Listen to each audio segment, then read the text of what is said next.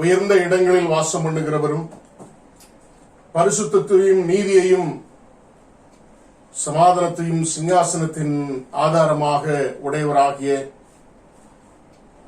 கர்த்தர் பரிசுத்தர் பரிசுத்தர் என்று சொல்லி ஓயாமல் கேருவின்களும் சேராவின்களும் பாடிக்கொண்டிருக்க துதிகளின் மத்தியிலே வாசம் பண்ணுகிறவரை ஆராதிக்க நாம் ஆயத்தப்படுவோம்.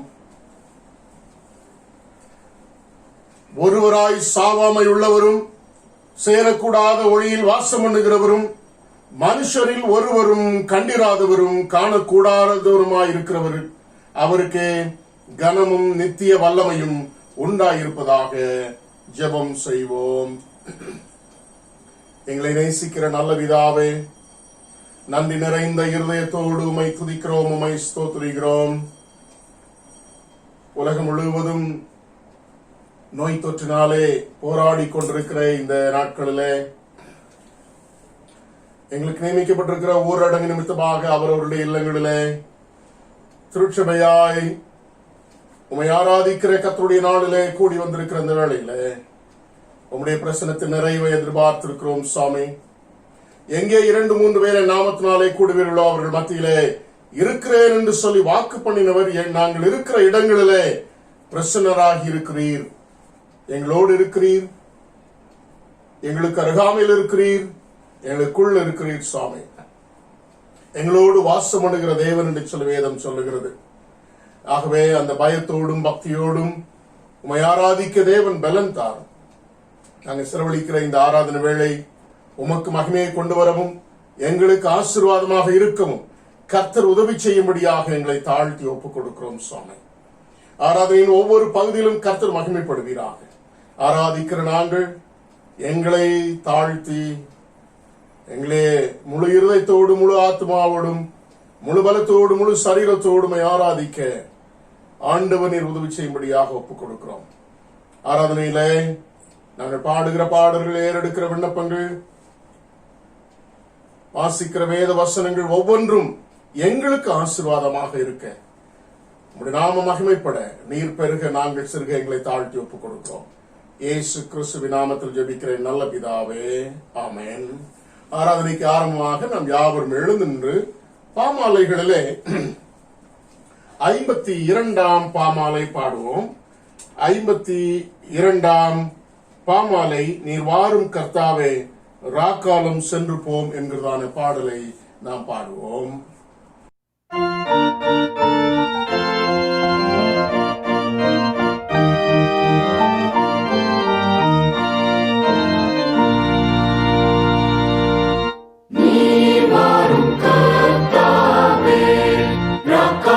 சென்று போம், ராக்காலம் சென்று போம். நீர் வாரும் கர்த்தாவே, மறுலோகம் காணவே ஆனந்தமாகுவோம், ஆனந்தமாகுவோம், ஆனந்தமாகுவோம், ஆனந்தமாகுவோம்.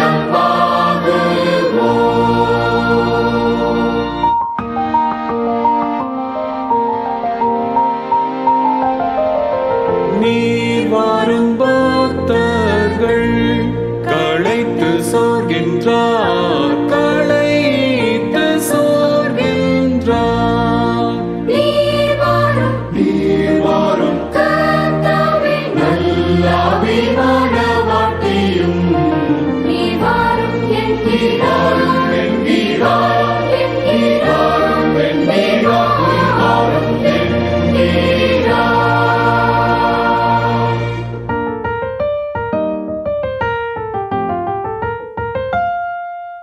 நீர் வாரும் இயேசுவே, பயிர் முதிர்ந்ததே, பயிர் முதிர்ந்ததே.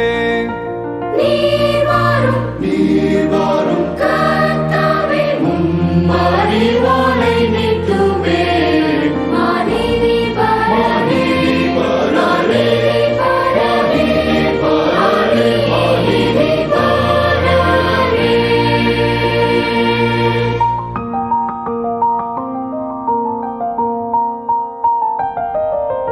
நீர் வாரும் வையத்து பேர் வாழ்வை நாட்டுவே,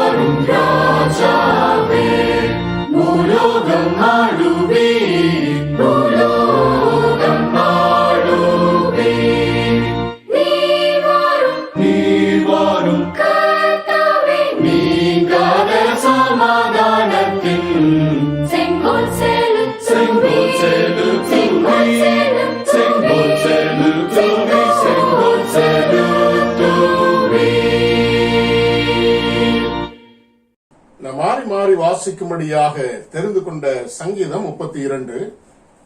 The psalm taken for our responsive reading is 32. Psalm 32.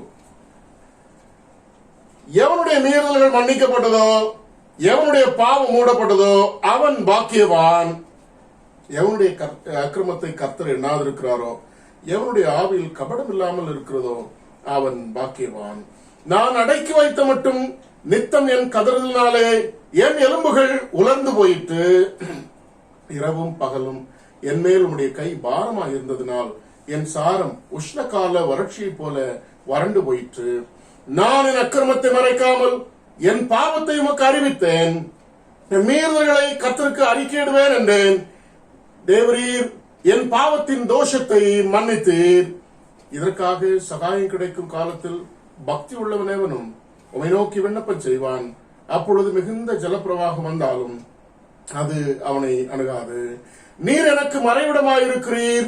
என்னை நீர் இக்கட்டுக்கு விலக்கி காத்து இரட்சணிய பாடல்கள் என்னை சூழ்ந்து கொள்ளும்படி செய்வீர். நான் உனக்கு போதித்து நீ நடக்க வேண்டிய வழியை உனக்கு காட்டுவேன். உன்மேல் என் கண்ணை வைத்து உனக்கு ஆலோசனை சொல்லுவேன். வாரினாலும் கடிவாளத்தினாலும் வாய் கட்டப்பட்டாருடைய உன்கிட்ட சேராத புத்தியில்லா குதிரை போலவும் கோவேறு கழுதை போலும் இருக்க வேண்டாம். துன்மார்க்கனுக்கு அநேக வேதனைகள் உண்டு, கர்த்தரை நம்பி இருக்கிறவனையோ கிருபை சூழ்ந்து கொள்ளும். நீதிமான்களே, கர்த்தருக்குள் மகிழ்ந்து களி கூறுங்கள். செம்மையான இருதயம் உள்ளவர்களே, நீங்கள் எல்லாரும் ஆனந்த முழக்கமிடுங்கள். நாம் இருந்த வண்ணமாக நம்முடைய விசுவாசத்தை உறுதி பண்ணும்படி அப்போஸ்தலர் நமக்கு கற்றுக் கொடுத்த அப்போஸ்தல பிரமாணத்தை அறிக்கையிடுவதன் மூலம் நம்முடைய விசுவாசத்தை உறுதி பண்ணிக் கொள்வோம். தி அப்போஸ்டல் கிரீட். வானத்தையும் பூமியும் படைத்த சர்வபிதாவாகிய தேவனை விசுவாசிக்கிறேன்.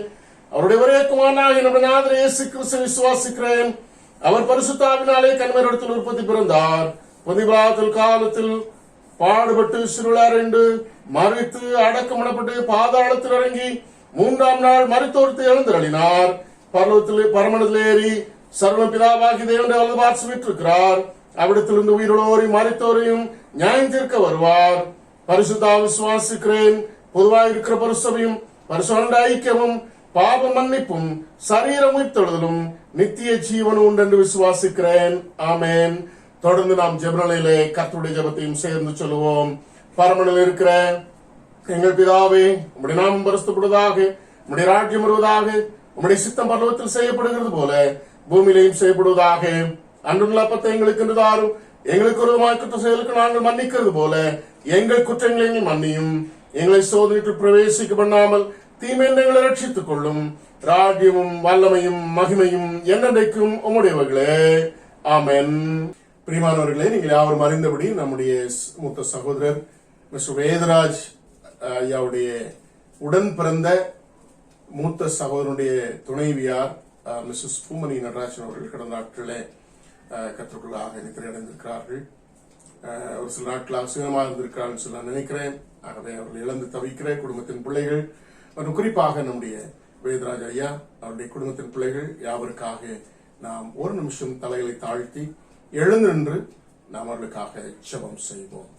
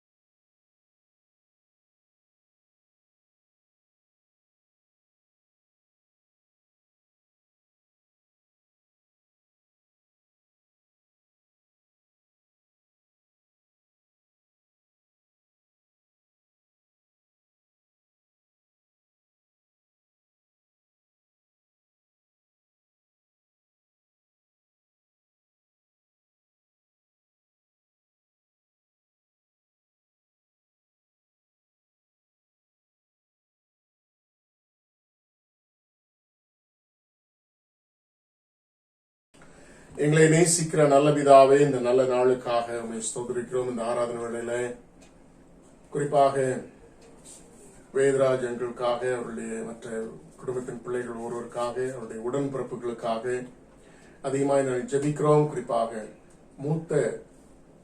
அவருடைய மூத்த சகோதரன், அவருடைய துணைவியார் அவனுடைய சன்னிதானத்திலே கடந்த நாட்களை கர்த்தர் எடுத்துக் கொண்டீர்.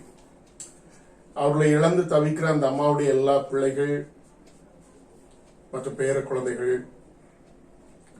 மற்றும் அம்மாவுடைய உடன்பிறப்புகள், இன்னும் அங்கிள் வேதராஜ் அங்களுடைய உடன்பிறப்புகள், அவருடைய பிள்ளைகளுடைய பிள்ளைகள் ஆகிய பேர குழந்தைகள், அவர்களை இழந்து தவிக்கிற அந்த அம்மாவை இழந்து தவிக்கிற ஒவ்வொரு குடும்பத்தின் பிள்ளைகளையும், விசுவாசிகளையும், நண்பர்களையும் உற்றார் உறவை நாங்கள் நினைக்கிறோம் சாமி.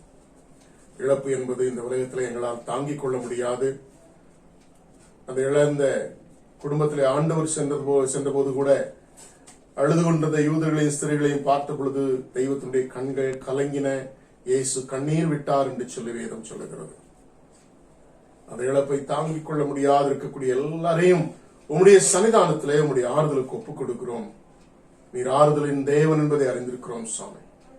உம்முடைய ஆறுதலையும் சமாதானத்தையும் எங்களுக்கு கொடுக்கிறீர். என் சமாதானத்தை உங்களுக்கு வைத்து போகிறேன் என்று சொன்னீர் சுவாமி. அந்த மேலான ஆறுதலையும் சமாதானத்தையும் பிள்ளைகளுடைய ஒவ்வொருடைய உள்ளங்களிலே நீர் கொடுத்து அம்மாவை மீண்டும் அவருடைய வருகையிலே நாங்கள் காண்போம், முகமுகமாய் காண்போம் என்ற ஒரு பெரிய நம்பிக்கையோடு விசுவாசத்தோடு ஒருவரை தேற்றிக்கொள்ள நீர் தேவையான திடமனதையும் தைரியத்தையும் ஆறுதலையும் சமாதானத்தையும் கர்த்தர் கட்டளையிடும்படியாக உம்முடைய இரக்கங்கள் நிறைந்த ஆறுதல் நிறைந்த கரத்திலே யாவரையும் தாழ்த்தி ஒப்புக் கொடுக்கிறோம்.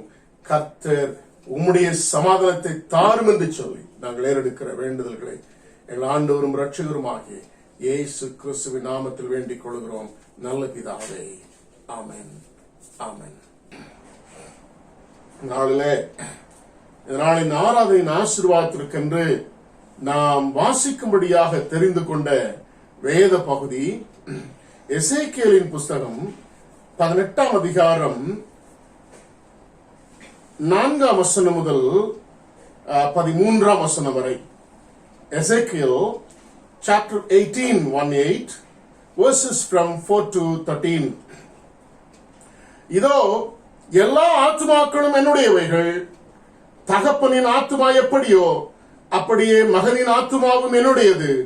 பாவம் செய்கிற ஆத்துமாவே சாகும்.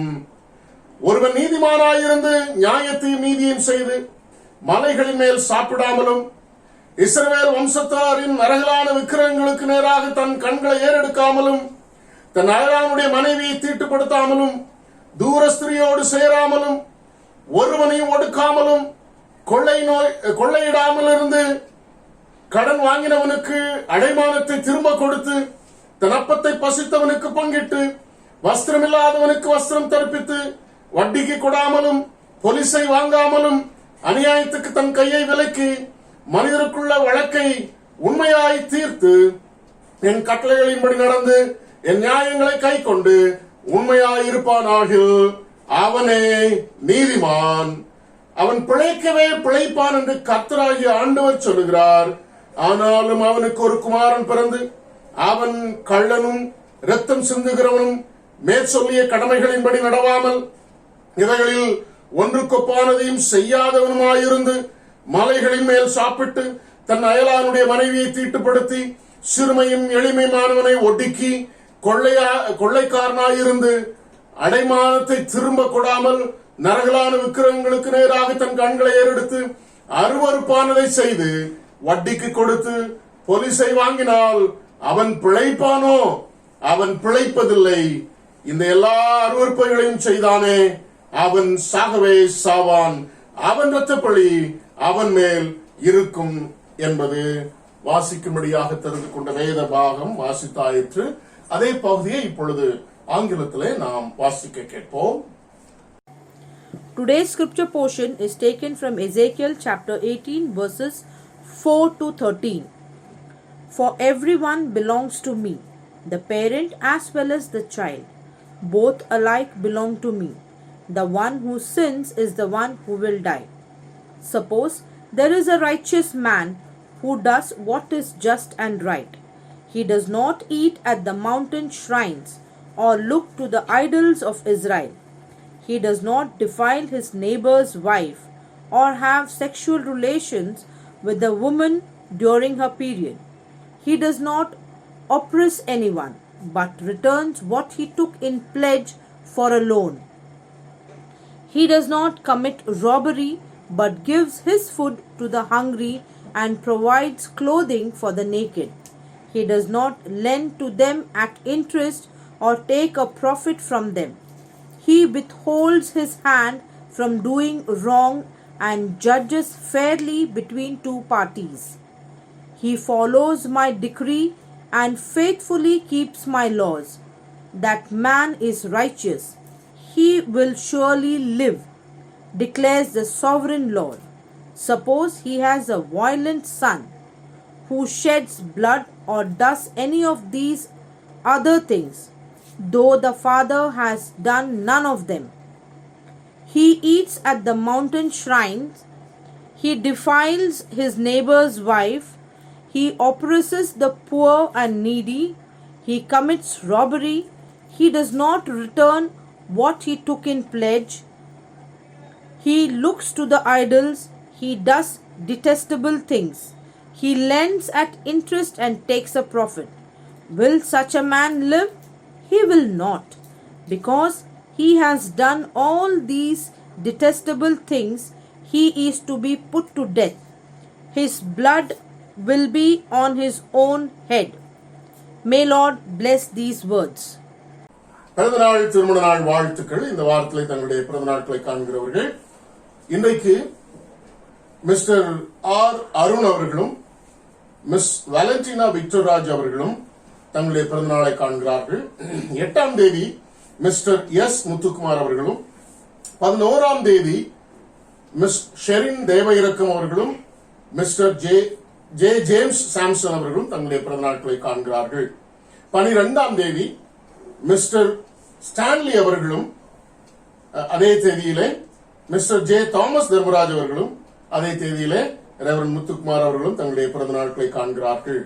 பிறந்த நாட்களை காண்கிற உங்கள் அனைவரையும் ஆண்டவராகிய இயேசு கிறிஸ்துவின் நாமத்தினாலும் திருச்சபையின் சார்பாகவும் உங்களை அன்புடன் வாழ்த்துகிறேன், ஆசீர்வதிக்கிறேன். அதே சமயத்தில் இந்த புதிய வருஷம் உங்களுக்கு சகல நிலைமையிலும் ஆசீர்வாதமாக அமைய, தெய்வத்தால் ஆதரிக்கப்பட, தெய்வத்தினுடைய ஒவ்வொரு நாள் நடத்தலை உங்களுடைய வாழ்வில் பெற்றுக்கொள்ள உங்களை நான் அன்புடன் வாழ்த்துகிறேன், ஆசீர்வதிக்கிறேன்.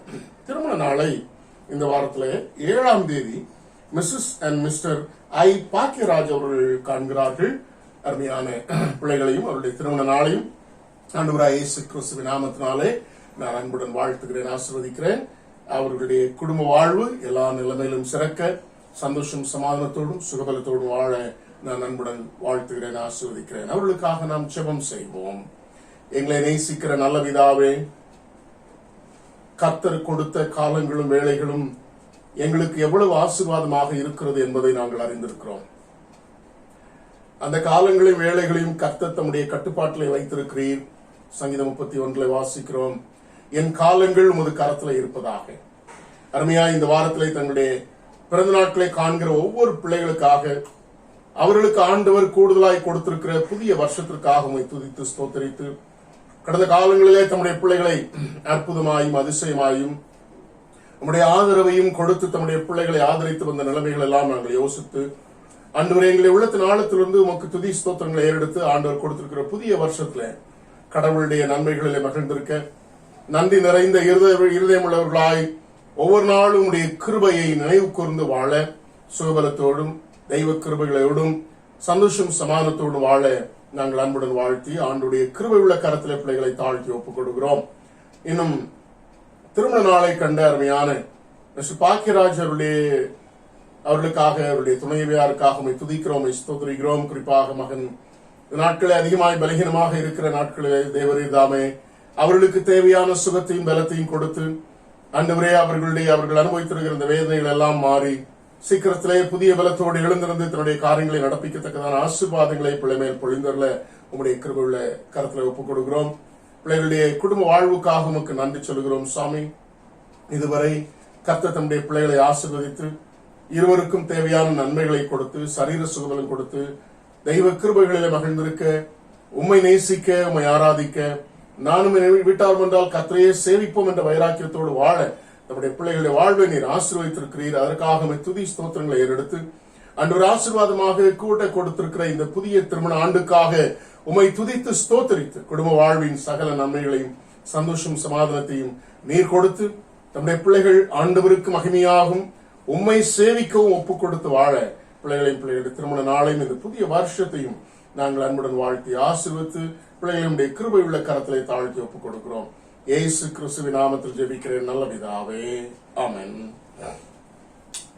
வார வாரம் நம்முடைய பிள்ளைகள் வசனங்களை மனப்பாடம் செய்து வசனம் சொல்லி வருகிறார்கள். யாவருக்கும் நன்றாய் தெரியும். ஆகவே பிள்ளைகள் யாவரையும் ஆண்டவராய் இயேசு கிறிஸ்துவின் நாமத்தினாலே வாழ்த்தி அவர்கள் படித்துக் கொண்டிருக்கிற வசனங்கள் அவர்களுக்கு நல்ல ஆசீர்வாதமான எதிர்காலத்தை கொடுக்க அந்த வசனங்கள் கர்த்தரால் என்றைக்கும் அவர்களுடைய நினைவில் இருந்து அந்த வசனங்கள் என்றைக்கும் கிரியை செய்ய பிள்ளைகளை ஒப்புக் கொடுக்கிறேன். இப்பொழுது நம்முடைய பிள்ளைகள் மனன வசனம் நமக்கு சொல்வார்கள்.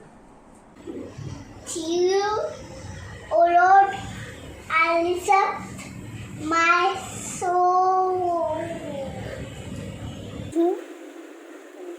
Kani, God, Amen. கர்த்தர் நல்லவர் என்பதை ருசித்து பாருங்கள். Psalms 34:8. Thank you everyone. கர்த்தர் உன்னை கைவிட மாட்டார். கர்த்தர் மேல் உன் பாதத்தை வைத்துவிடு, அவர் உன்னை ஆதரிப்பார். சங்கீதம் 55:22. நான் உனக்கு உன்னை போய் கோணலாங்களை நிறைவேற்றுவேன். ஏசாயா 45:2. Thank you. Blessed are the poor in spirit, for theirs is the kingdom of heaven. Matthew chapter 5:3. Blessed are all who fear God, who walk in His ways. Thank you. நான் உங்களுக்கு சொல்லுகிறேன், உங்கள் சத்துருக்களை சிநேகியுங்கள், உங்களை சபிக்கிறவர்களை ஆசீர்வதியுங்கள், உங்களை பகைக்கிறவர்களுக்கு நன்மை செய்யுங்கள், உங்களை நிந்திக்கிறவர்களுக்காகவும் உங்களை துன்பப்படுத்துகிறவர்களுக்காகவும் ஜெபம் பண்ணுங்கள். மத்தேயு 5:44. Thank you. என் நாமம் தரிக்கப்பட்ட என் ஜனங்கள் தங்களை தாழ்த்தி ஜெபம் பண்ணி என் முகத்தை தேடி தங்கள் பொல்லாத வழிகளை விட்டு திரும்பினால் அப்பொழுது பரலோகத்தில் இருக்கும் நான் கேட்டு அவர்கள் பாவத்தை மன்னித்து அவர்கள் தேசத்துக்கு சேமத்தை கொடுப்பேன். 2 நாளாகமம் 7:14. Thank you. தேவனால் கூடாத காரியம் ஒன்றுமில்லை. ஆமென். The Lord will indeed give what is good, and our land will He harvest. Thank you. It is not the healthy who need a doctor, but the sick. I have not come to call the righteous, but the sinners. Mark chapter 2:17. For as a father has compassion on his son, Lord has compassion to those who fear Him. Psalm 103:13. Blessed are the peacemakers, for they will be called the children of God. Matthew 5:9. Thank you. The Lord is with me. I will not be afraid. What can man do to me? Psalms 118:6.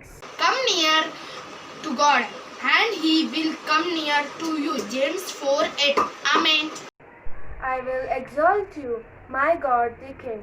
I will praise your name forever and ever. Psalms 145:1.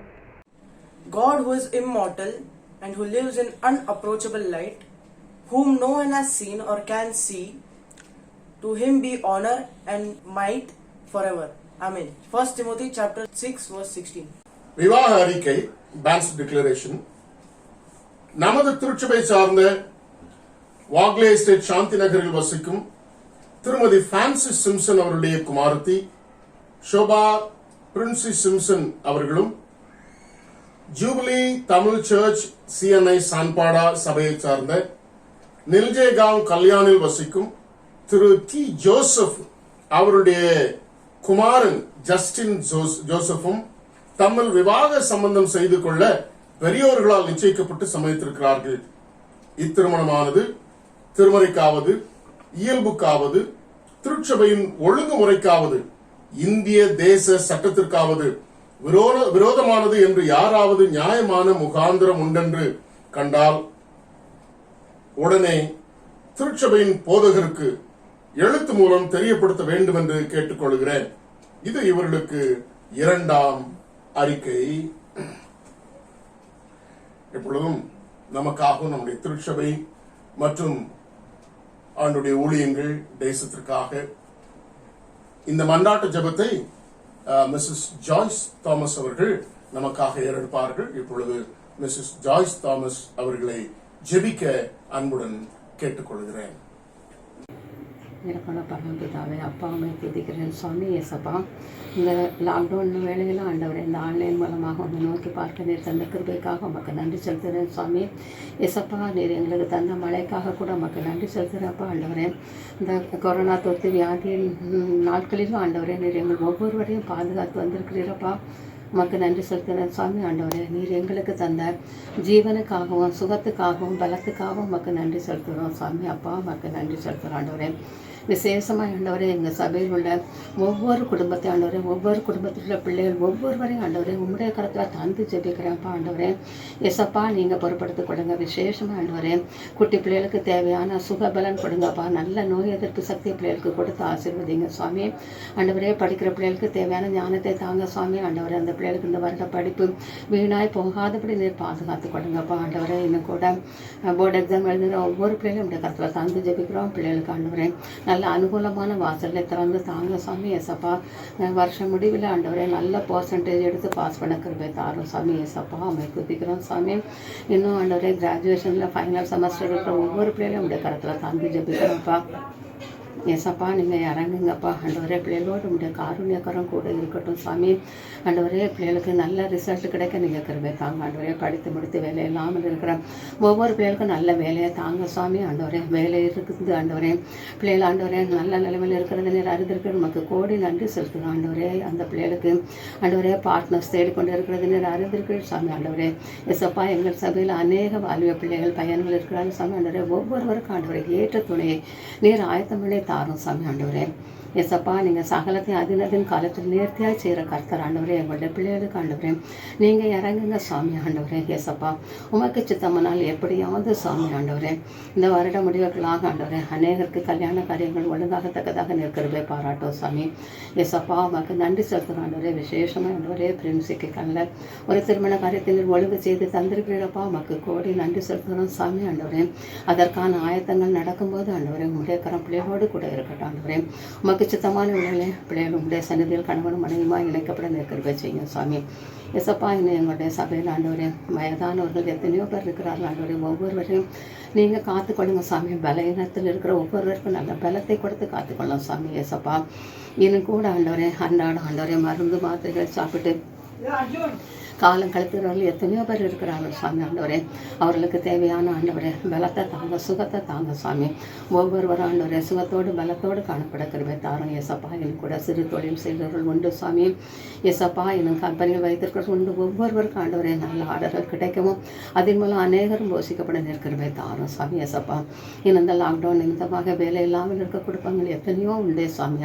எசப்பா, போஷிக்கிறவர் நீர் சாமி. ஆண்டவரே, மற்றவர்களுக்கு ஒரு நன்மை குறைபடாது என்று சொன்னீரே அப்பா. ஆண்டவரே, பிள்ளைகளுக்கு ஆண்டவரே குறைவில்லாமல் நடத்தும் சாமி. ஆண்டவரே, உண்மை நோக்கி பார்த்த முகங்கள் பிரகாசம் அடைந்ததப்பா. அப்பா, நாங்கள் உங்களுடைய பிள்ளைகளாக இருக்கிறோம் சாமி. ஆண்டவரே, எங்களுடைய சபையின் குடும்பங்கள் எந்த இடத்துல ஆண்டவரே வெட்கப்பட்டு போகாதபடி நீர் நடத்தும் சாமி.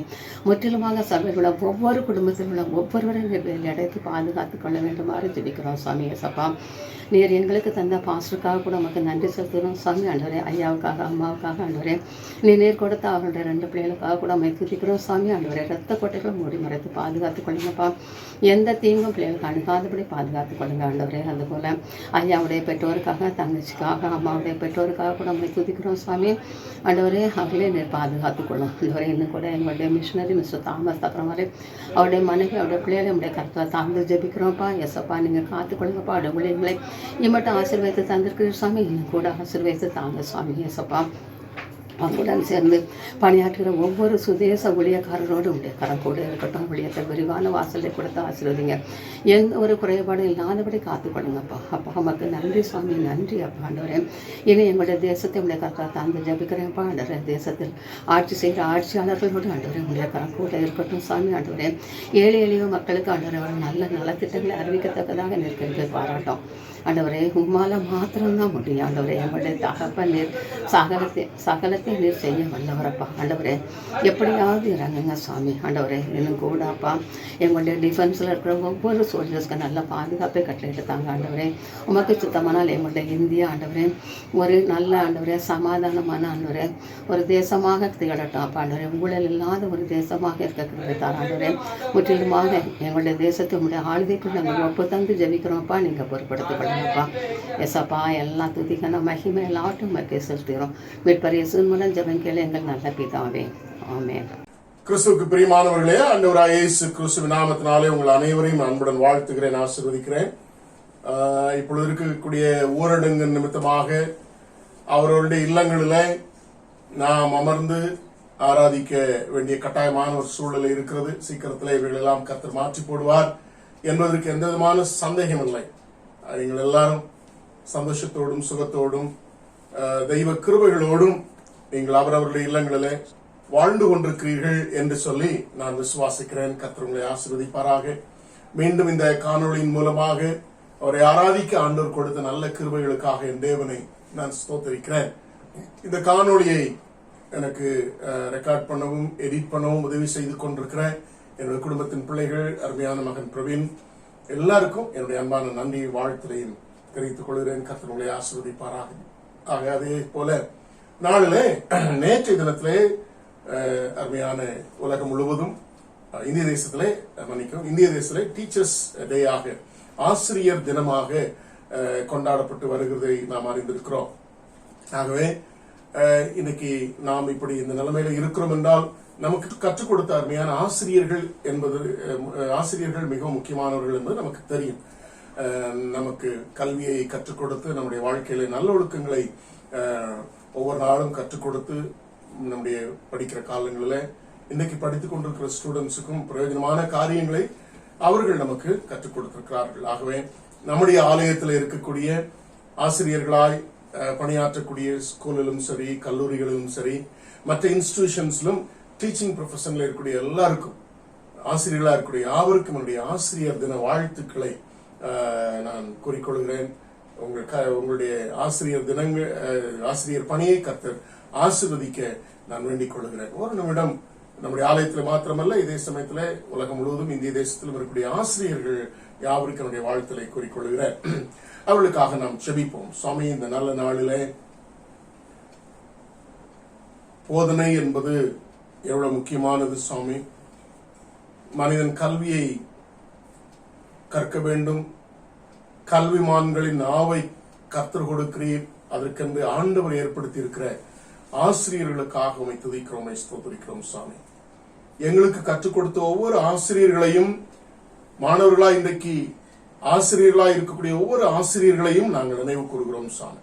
அவருடைய பணி சிறக்க ஆண்டவருக்கு மகிமையாய் உண்மையோடு கூட அர்ப்பணிப்போடு கூட பிள்ளைகளுக்கு கற்றுக் கொடுக்க, பாடங்களை கற்றுக் கொடுப்பதோடு கூட நல்லொழுக்கங்களையும் அருமையான பிள்ளைகளுக்கு கற்றுக் கொடுக்க தேவையான கிருபைகளையும் பலத்தையும் கற்றுக் கொடுக்கும்படியாக நாங்கள் ஒப்புக் கொடுக்கிறோம். ஒவ்வொரு ஆசிரியர்களையும், ப்ரொஃபசர்ஸையும், லெக்சரர்ஸையும் ஆண்டவரே நாங்கள் உங்களுடைய கிருபை உள்ள கரத்துல அர்ப்பணிக்கிறோம் சுவாமி. இன்னும் இந்த பணியில கல்லூரிகள், இன்னும் பள்ளிகளிலே மாத்திரம் அல்ல, மற்றபடி இந்த டீச்சிங் ப்ரொஃபஷனில் இருக்கக்கூடிய எல்லாரையும் கூட இந்த நாளிலே நாங்கள் நினைவு கூறுகிறோம். எல்லாரையும் கடவுள் ஆசீர்வதி. இயேசு கிறிஸ்துவின் நாமத்தில் பிதாவே, ஆமென். கடந்த ஈஸ்டர் தினம் முதல் கொண்டு நாம் ஆண்டவர் கொடுத்திருக்கிற ஒரு சத்தியத்தை தொடர்ச்சியாக தியானித்து வருகிறோம். அதனுடைய அந்த வசனத்தை மையமாக வைத்து பல காரியங்களை இதுவரை கற்றுக்கொண்டிருக்கிறோம். அதனுடைய தொடர்ச்சியாக இந்த வாரத்திலும் ஒரு செய்தியை ஆண்டவர் என்னோடு கூட பகிர்ந்தளிக்க விரும்புகிறார். அதை நாம் சிந்திக்கும் முன்பாக அதற்கு ஆதாரமாக மத்தேயு 25 அதிகாரம் 37 வசனத்தை நான் வாசிக்கிறேன். அதற்கு முன்பாக 34 வசனத்தை வாசிக்கிறேன். அப்பொழுது ராஜா தமது வலது பக்கத்தில் நிற்பவர்களை பார்த்து, வாருங்கள், என் பிதாவினால் ஆசீர்வதிக்கப்பட்டவர்களே, உலகம் உண்டானது முதல் உங்களுக்காக ஆயத்தம் பண்ணப்பட்டிருக்கிற ராஜ்யத்தை சுதந்திரித்துக் கொள்ளுங்கள். 37 வசனம். அப்பொழுது நீதிமான்கள் அவருக்கு பிரயோஜனமாக, நாங்கள் எப்பொழுது உம்மை பசியுள்ளவராக கண்டு உமக்கு போஜனம் கொடுத்தோம், எப்பொழுது உம்மை தாகம் உள்ளவராக கண்டு உம் தாகத்தை தீர்த்தோம் என்பதாக தொடர்ந்து அதனுடைய பகுதியை ஆண்டவர் சொன்ன பகுதியை நான் வாசிக்கிறோம். அதே பகுதியை ஆங்கிலத்தில் வாசிக்க கேட்கிறேன். Matthew chapter 25 verse 34 and 37. Verse 34, Then the king will say to those on his right, Come, you who are blessed by my Father, take your inheritance, the kingdom prepared for you since the creation of the world. Verse 37, Then the righteous will answer him, Lord, when did we see you hungry and feed you, or thirsty and gave you something to drink? Yeah. Then 2 Timothy chapter 4 verse 7 and 8. 2 தீமோத்தேயு 4 அதிகாரம் 7-8 வசனத்தை வாசிக்கிறேன். நல்ல போராட்டத்தை போராடினேன், ஓட்டத்தை முடித்தேன், விசுவாசத்தை காத்துக்கொண்டேன், இது முதல் நீதியின் கிரீடம் எனக்காக வைக்கப்பட்டிருக்கிறது என்பதாக நாம் வாசிக்கிறோம். அதை ஆங்கிலத்தில் வாசிக்கிறோம். I have fought the good fight, I have finished the race, I have kept the faith. Now there is in store for me the crown of righteousness, which the Lord, the righteous judge, will award to me on that day, and not only to me, but also to all who have longed for his appearing. Oh, thank you. From Easter Sunday, we have been meditating upon one verse, that is Luke chapter 24 verse 5 and 6, that why do you look for the living among the dead? On the basis of that verse, God has called us to look for the living Lord among the living. On the basis of that particular verse, we have been meditating and we have been listening to the word of God so far about the living. What are the living things? In that aspect, we have been, in the last week, we have seen that, in the last few weeks, we have seen that how a worshipper should make a worship living and meaningful. And among the, about the worship, a definition given by a bishop. On the basis of that definition, we have been meditating the word of God. Last week we have seen that we have to purify our imagination by his beauty. I'll read it for you again. The worship is submission of all of our nature to God, the quickening of our conscience by his holiness, the nourishment of mind with his truth, and from last week we have seen the purifying of imagination by his beauty. In that beauty we have meditated one beauty of God, how we can purify ourselves through our imagination, through the beauty of God. கடவுளுடைய அழகை வைத்து நம்முடைய சிந்தையை, எண்ணங்களை அல்லது நம்முடைய யோசிக்கும் திறனை எப்படி அழகுபடுத்த வேண்டும் என்று சொல்லி நாம் கடந்த வாரங்களிலே சிந்தித்திருக்கிறோம். அதிலே முதல் அழகாகிய பரிசுத்தம். The first thing we meditated and listened to the word of God about God's beauty is holiness. அவருடைய பரிசுத்தத்தை குறித்து நாம் என்ன செய்தோம்? கடந்த வாரத்திலே நாம் சிந்தித்தோம். அந்த பரிசுத்தத்தின் மூலமாக நம்முடைய சிந்தையை, நம்முடைய எண்ணங்களை பரிசுத்தப்படுத்த வேண்டும் என்று சொல்லி நாம் சிந்தித்தோம். Our imagination should be purified by His holiness. Once our imagination becomes holy, our entire being will become holy. And with that holiness, when we worship the Lord, surely that worship is going to be meaningful, and that worship is going to be a living worship. In that living worship, we'll be able to look for the resurrected one and envision the resurrected and living Lord. அந்த பரிசுத்தமானவரை அப்படிப்பட்ட ஒரு பரிசுத்த அர்த்தமுள்ள ஒரு ஜீவனுள்ள ஆராதனையின் மூலமாக அந்த ஆராதனையிலே ஜீவனுள்ள தெய்வத்தை நீங்களும் நான் அல்லது உயிரோடு இருக்கிறவரை தரிசிக்க முடியும் என்பதை நாம் சிந்தித்தோம். அதாவது ஆண்டவரை குறித்து நாம் இந்த நாட்களில் சிந்தித்த வேளையிலே பீயிங் ஆஃப் காட், அவருடைய தன்மைகளை குறித்து சிந்தித்திருக்கிறோம். பீயாட்டிட்யூட் ஆஃப் காட், அவருடைய குணாதிசயங்களை குறித்து நாம் படித்திருக்கிறோம்.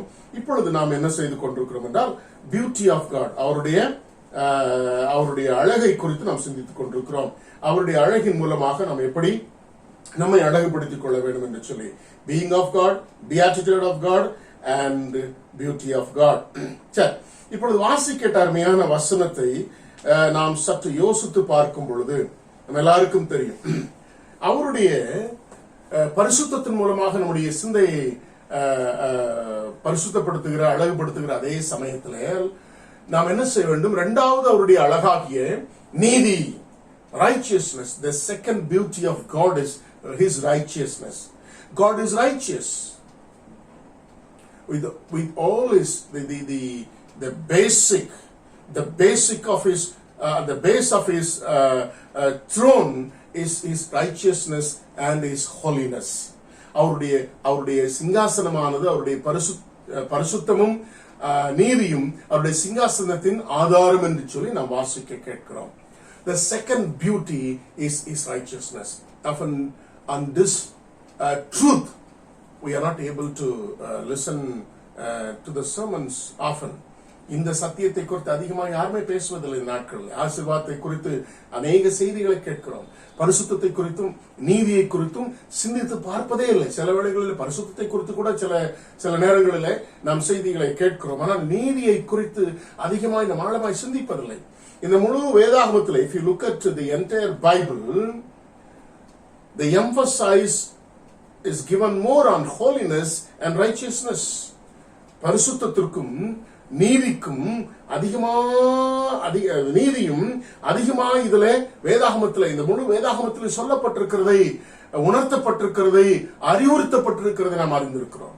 அப்ப பரிசுத்தம், நீதி. ஒரு மனிதன் ஆண்டவராக இயேசு கிறிஸ்துவின் ரத்தத்தினாலும் அவர் பரிசுத்த ஆவியினாலும் பாவம் கழுவப்பட்டு பரிசுத்தமானவுடனே, அவருடைய பரிசுத்தத்தின் நிழலை பரிசுத்தம் கண்டவுடனே, அடுத்ததாக இந்த உலகத்திலே வாழ்வதற்கு, அந்த பரிசுத்தத்தை நிலைநிறுத்துவதற்கு, இனி பாவம் செய்யாதபடி இந்த உலகத்திலே வாழ்வதற்கு அவன் நீதி உள்ளவராக இருக்க வேண்டும். சில வேளைகளில் அநேக வசனங்கள் இருக்கிறது, ஒருவேளை நம்முடைய கிரியைகளினாலே நாம் நீதிமான்கள் ஆகிறது இல்லை, இயேசு கிறிஸ்துவுக்குள்ளாக அவர் மூலமாய் நீதிமான்கள் ஆகிறோம் என்று சொல்லி நிறைய வசனங்களிலே நாம் வாசிக்கிறோம். நீங்கள் தயவு செய்து இன்றைக்கு நீங்கள் அந்த செய்தியை கேட்டுக்கொண்டிருக்கும் பொழுதோ அல்லது செய்தியை கேட்ட பின்பாகவோ நான் டிஸ்கிரிப்ஷன்ல நிறைய ரெஃபரன்ஸ் கொடுத்திருக்கிறேன். அதை நீங்கள் வாசித்து பாருங்க. அப்பொழுதுதான் இந்த முழு செய்தியினுடைய சாராம்சாரம் உங்களுக்கு புரியும். Please go through the description during you listen to the word of God. Otherwise, you can at the end you can go through the description. Then only you go through the text or the references that is given in the description. Then only you can understand the entire concept of righteousness. இந்த முழு நீதித்துவத்தை குறித்து சொல்லப்பட்டிருக்கிற கருத்துக்களை அந்த ஒவ்வொரு வசனங்களாய் நீங்கள் நான் கொடுத்திருக்கிற வசனங்களை வாசித்து பார்த்து வேதாகமத்தை திறந்து வாசித்து பார்க்கும் பொழுது மாத்திரம்தான் அதை நீங்கள் புரிந்து கொள்வீர்கள் என்பதை நான் உங்களோடு கூட பகிர்ந்தளிக்கிறேன். ரைட், சரி. இப்ப ஆண்டவருடைய பரிசுத்தத்தினாலே நாம் நம்மை அழகுபடுத்தியாச்சு, நம்முடைய சிந்தனையை அழகுபடுத்தியாச்சு. Now we have beautified or sanctified our imagination by His beauty of holiness. Now we are asked to purify or sanctify ourselves with the beauty of our imagination, with the beauty of His righteousness. So now, what is righteousness? அல்லது நீதி என்றால் என்ன? நீதியான காரியங்களை செய்வது அல்லது அநியாயமான காரியங்களை செய்யாமல் இருப்பது, எப்படி வேண்டாலும் ஆங்கிலத்தை அருமையா பயன்படுத்து. Doing always the right thing. Doing always the right thing. And we as human being, God has given us the ability of discriminating what is right and what is wrong. We cannot give any excuses when we stand in front of the Lord on the day of judgment, while he is seated upon the white throne. அவர் வெள்ளை சிங்காசனத்திலே உட்கார்ந்து நியாய தீர்ப்பின் நாளிலே உட்கார்ந்து இருக்கும் பொழுது ஆண்டவரிடத்திலே எந்த சாக்கு போக்கும் சொல்ல முடியாது. We ourselves know what is right and what is wrong. எது சரி எது தவறு என்கிறதை பிரித்து பார்க்கக்கூடிய ஒரு தன்மையை ஆண்டவர் உங்களுக்கு எனக்கு கொடுத்திருக்கிறார். ஆகவே நான் எந்த சாக்கு போக்கும் சொல்வதற்கு இடமே இல்லை. நாம் தீமோத்தேயுவின் புத்தகத்தில் வாசிக்க கேட்ட பொழுது அருமையாய் நாம் வாசிக்க கேட்டோம். நாம் பரிசுத்தமான பின்பாக அருமையா பவுலடியார் சொல்லுகிறான், நான் நல்ல போராட்டத்தை போராடினேன், ஓட்டத்தை முடித்தேன், விசுவாசத்தை காத்துக்கொண்டேன், இது முதல் நீதியின் கிரீடம் எனக்காக வைக்கப்பட்டிருக்கிறது. We read in 2 Timothy chapter 4 verse 7 and 8, I fought the good fight and run the race and kept the faith. So far the crown of righteousness is stored in the store. So once we finish the race, we are asked to finish up the race till we receive the crown of righteousness. That means we are asked by the Lord or called by the Lord to be righteous till to the end, not only in the beginning, till to the end. We finish our race of our life with righteousness. நம்முடைய ஓட்டத்தை எப்படி முடிக்கிறோம்? நீதியோடு கூட, நீதிமான்களாக நம்முடைய ஓட்டத்தை முடிக்க வேதம் அழைக்கிறது. நான் போராடினேன் எதற்காக? நீதிமானாய் வாழ்வதற்காக. நான் ஓடினேன் எதற்காக? நீதிமானாய் வாழ்வதற்காக. நான் விசுவாசத்தை காத்துக்கொண்டேன் எதற்காக? நான் நீதிமானாய் வாழ்வதற்காக. I fought the fight. Why? I should be righteous. I ran the race. Why? To be righteous. I kept the faith. Why? I should be righteous. Fighting and running by keeping the faith in your life to be righteous till to the end. முடிவு வரை நீங்களும் நானும் நீதிமான்களாய் வாழ வேண்டும் என்று சொல்லி வேதம் நமக்கு தெளிவாக அழைக்கிறது. மத்தேயுல வாசிக்க கேட்ட 25 அதிகாரம் 34 வசனத்திலே வலது பக்கம் நிற்கிறவர்களை பார்த்து ஆண்டவர் என்ன சொன்னார்? அந்த வசனத்தை நான் ஆங்கிலத்தில் வாசிக்க கேட்கிறேன். I'll read it for you in Tamil, then I request to read in English also. அப்பொழுது ராஜா தமது வலது பக்கத்தில் இருப்பவர் பார்த்து, வாருங்கள் என் பிதாவினால் ஆசீர்வதிக்கப்பட்டவர்களே, உலகம் உண்டானது உங்களுக்காக ஆயத்தம் பண்ணப்பட்டிருக்கிற ராஜ்யத்தை சுதந்தரித்துக் கொள்ளுங்கள். The Lord was telling to the people who were at the right side of him. Read it, Matthew 25:34. Matthew வலது பக்கத்தில் இருக்கிறவர்களை பார்த்து, என் பிதாவினால் ஆசீர்வதிக்கப்பட்டவர்களே என்று சொல்லுகிறார். He says, you are the blessed one. You are the blessed one. உலகம் உண்டானது முதல் கொண்டு உங்களுக்காக ஆயத்தம் பண்ணப்பட்டிருக்கிற ராஜ்யத்தை சுதந்திரித்துக் கொள்ளுங்கள். You inherit the kingdom that which is prepared for you from the beginning. From the beginning. And he calls them who were at the right side as righteous in verse 37. Now read verse 34 and 37. Then the king will say to those on his right, Come, you who are blessed by my Father. Take your inheritance. The kingdom prepared for you. Since the creation of the world. 37. And he calls them righteous in 37. Yeah. Then the righteous will answer him. Who are at the right side.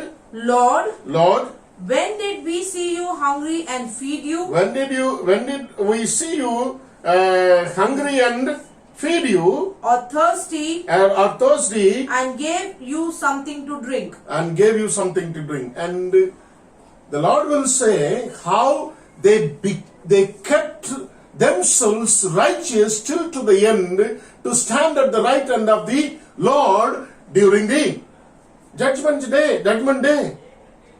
So எப்படி அவர்கள் தங்களை நீதி உள்ளவர்களாக பாதுகாத்துக் கொண்டார்கள் என்பதை ஆண்டவர் அங்கே அருமையாக வலியுறுத்தி சொல்லுகிறதை பார்க்கிறோம். அப்போ நீதி என்றால் என்ன என்பதை தெளிவாய் புரிந்து கொள்ள வேண்டும்.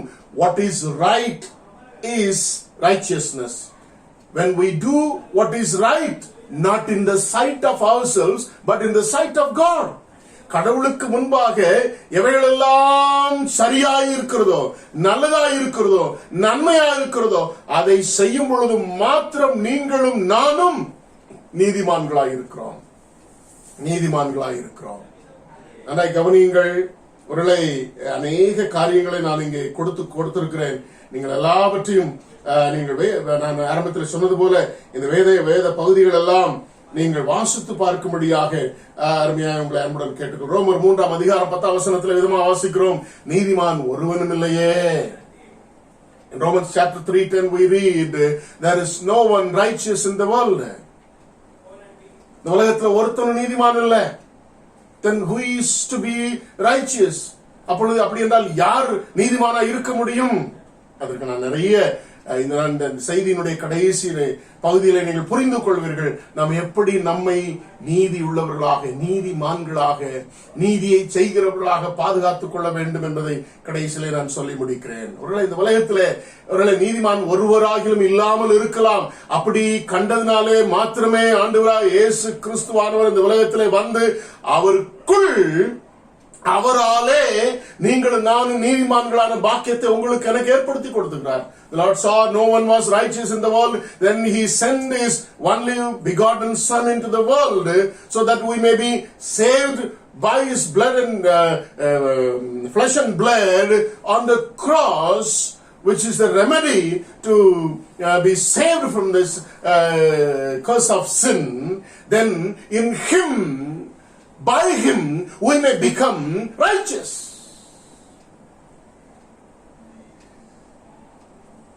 அவராலே, அவருக்குள்ளாக நீங்கள் நானும் நீதிமான்களான பாக்கியத்தை உங்களுக்கு எனக்கு ஏற்படுத்தி வருகிறார்.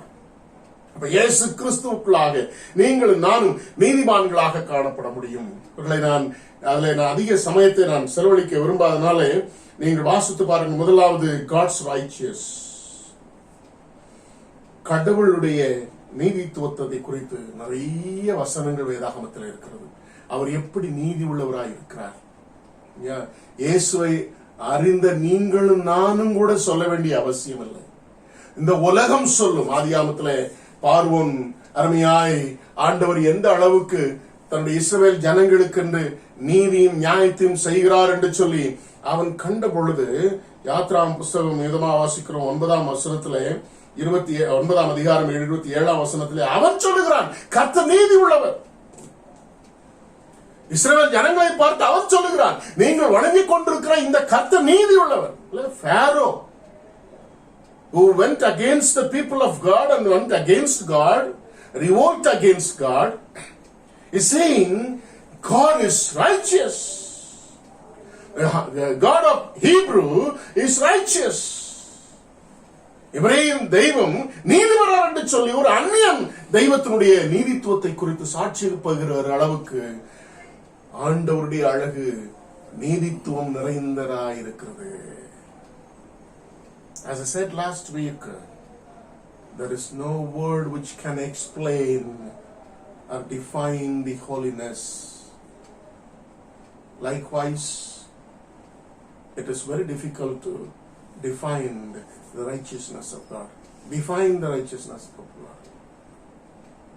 ஆண்டவருடைய நீதியை குறித்து நம்மால புரிந்து கொள்ள முடியாது. We may not and we will not understand the righteousness of God. I have given few references, only few references. There are many other biblical verses which talks about the righteousness of God. நிறைய வசனங்கள் கர்த்தருடைய நீதியை குறித்து அதிகமாக இங்கே கற்றுக் கொடுக்கிறது. நீங்கள் அந்த ரெஃபரன்ஸை பார்க்கலாம். இன்னும் வேதாகமத்தை நீங்கள் திறந்து புரட்டி பார்ப்பீர்கள் என்றால் அனுதினமும் ஒரு வாக்கியமாவது ஒரு வசனமாவது தெய்வத்தினுடைய நீதி தன்மையை குறித்து விளக்கி சொல்லத்தான் செய்யும். அந்த அளவுக்கு அவர் நீதிபரராயிருக்கிறார். When you read the entire Bible, at least whenever you read, you will find at least a word which will tell you the Lord is righteous always. The Lord is righteous always. That is why when he saw that no righteous man is found in the world, he sent his only Son, so that everybody may become righteous before the Lord in this life, as they run the life of race in this world.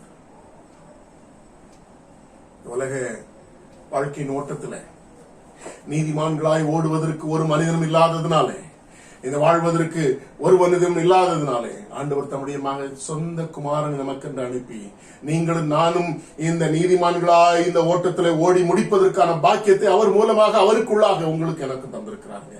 நீங்கள் நான் எவ்வளவு ஆசீர்வதிக்கப்பட்டவர்கள். There are many things to be argued and discussed about righteousness, particularly about our righteousness. நம்முடைய நீதியை குறித்து நிறைய வியாக்கியானங்களை நாம் பண்ண முடியும். ஒருவேளை இயேசுவின் ரத்தத்தினாலே கழுவப்பட்டு அதோடு முடிச்சுட்டா நாம் கிறிஸ்துவுக்குள்ளாக நீதிமான்களாகி விடுகிறோம் என்று சொல்லி நிறைய வேளைகளை யோசித்துக் கொண்டிருக்கிறோம். அப்படி இல்லை. ஒருவேளை நமக்குள்ளே பாவம் இருக்கும் என்றால் இயேசுவை ஏற்றுக்கொண்ட பின்பாகவும் நாம் நமக்குள்ளாக பாவத்தை உடையவர்களாக இருப்போம் என்றால் எப்படி நீதிமான்களாய் இருக்க முடியும்? நாம பாவம் செய்யாதபடி நீதிமான்களாய் நம்மை பரிசுத்தமாய் பாதுகாத்துக் கொள்வதற்கு நீங்களும் நானும் நீதிமான்களாய் வாழ வேண்டிய கட்டாயமான அவசியமான காரியமாக இருக்கிறது. To keep our holiness, we have to lead a life of righteousness in this world and complete our race. To be found at the right hand of the Lord, and the Lord will call us righteous, and he will recognize the righteous deed before everyone. He will recognize our righteousness before the people. நம்முடைய நீதித்துவத்தை குறித்து நிச்சயமாக ஆண்டவர் எல்லாருக்கும் முன்பாக அறிக்கையிடுவார். நான் பசியா இருந்தேன், எனக்கு ஆகாரம் கொடுத்த. I was hungry, you fed me. I was thirsty, you gave something to drink. நான் பசியாயிருந்தேன், எனக்கு ஆகாரம் கொடுத்தீர்கள். நான் தாகமாயிருந்தேன், தாகத்தை தீர்த்தீர்கள். நான் வியாதியாயிருந்தேன், என்னை விசாரித்தீர்கள். I was sick, you visited me. Every deed, every righteous deed will be recognized by our Lord. At the same time, every unrighteous deed we did in the world will be also recognized on the day of judgment. நியாயத்தீர்ப்பு நாளிலே நாம் செய்த நன்மையான காரியங்களை கர்த்தர் நிச்சயமாக எல்லாருக்கும் முன்பாக அறிக்கையிடுவார். அதே போல நாம் செய்ய மறந்த நன்மையான காரியங்களையும் எல்லாருக்கும் முன்பாக சொல்லும் பொழுது நம்முடைய நிலைமையை யோசித்து பாருங்கள். வெட்கப்பட்டு அவருடைய சிங்காசனத்திற்கு முன்பாக நிற்க வேண்டியிருக்கும். When he recognized the unrighteousness before everyone, we may have to stand in a shame before the throne of the Lord on the day of judgment.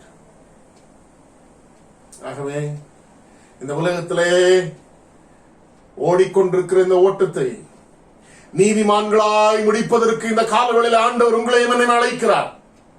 ஆகவே இந்த நீதி உள்ள வாழ்க்கையை குறித்து, நீதித்துவத்தை குறித்தும் வாழ்க்கையிலே கிறிஸ்தவ விசுவாசிகளாகி நீங்களும் நானும் ஒரு காலம் மறந்து விடாதீர்கள். ஏனென்றால் என் தெய்வத்தினுடைய அழகு அது. எபேசியர்ல வாசிக்கிறோம் விதமாக நாம் அவருடைய சாயலே அதுதான் என்று சொல்லி எபேசியர் 4:24 மெய்யான நீதியிலும் பரிசுத்தத்திலும் தேவனுடைய சாயலாக சிருஷ்டிக்கப்பட்ட புதிய மனுஷனை தரித்துக் கொள்ளுங்கள் என்று சொல்லுகிறார். The very image of God is holy and righteousness. The very image of God is holy and righteousness. The very beauty of God is holy and righteousness. அவருடைய அழகு, அவருடைய சாயலே என்னதென்றால் பரிசுத்தமும் நீதியும் மாத்திரமே. ஆகவே அந்த புதிய மனுஷனை நீங்கள் தரித்துக் கொள்ளுங்கள்.